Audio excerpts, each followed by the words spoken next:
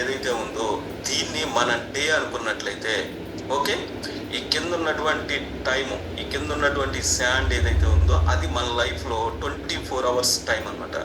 దీన్ని మనం అందరం ఏమంటాం అంటే టైం వేస్ట్ చేస్తున్నా, టైం వేస్ట్ అవుతుంది అంటారు. టైం ఎప్పుడూ కూడా వేస్ట్ అవ్వదు. అవుతుందా నూరు సార్? టైం అవ్వదండి, అవ్వదు.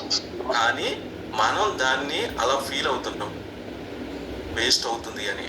ఇప్పుడు మనం ఈ యొక్క టైంని మన డేలో కరెక్ట్గా యూటిలైజేషన్ చేసుకుంటే, అంటే పాజిటివ్గా కావచ్చు, లేకపోతే మనకు కావాల్సిన విధంగా మన టాస్క్ని కంప్లీట్ చేయడానికి కావాల్సిన విధంగా మనం యూటిలైజేషన్ చేసుకుంటే వచ్చే రిజల్ట్స్ అనేవి గుడ్ ఉంటుంది, ఓకే, పాజిటివ్ ఉంటుంది.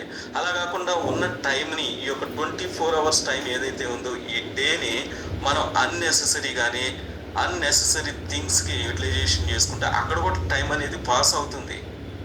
Yes sir no. బట్ ఎలా అవుతుందంటే బ్యాడ్ థింగ్స్ కావచ్చు, మనకు వచ్చే రిజల్ట్ అనేవి బ్యాడ్గా ఉంటాయి, మనకు కావాల్సిన ఫ్రూట్ఫుల్ రిజల్ట్స్ అనేవి రావు. కాబట్టి ఇలాంటి ఒక టైంని, ఈ యొక్క 24 అవర్స్ ఉన్నటువంటి డేని మనం ఎలా యూటిలైజేషన్ చేసుకుంటున్నాము అనేది అందరూ కూడా ఒక్కసారి అసెస్మెంట్ చేసుకుందాము.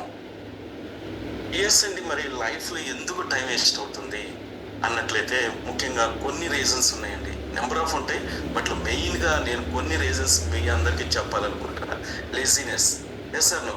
అలాగే మన యొక్క లైఫ్ లేదా మన యొక్క ఫ్యూచర్ మీద మనకు ఒక క్లారిటీ లేకపోవటం, అలాగే మన లైఫ్లో మనం గోల్స్ని సెట్ చేసుకోలేకపోవటం.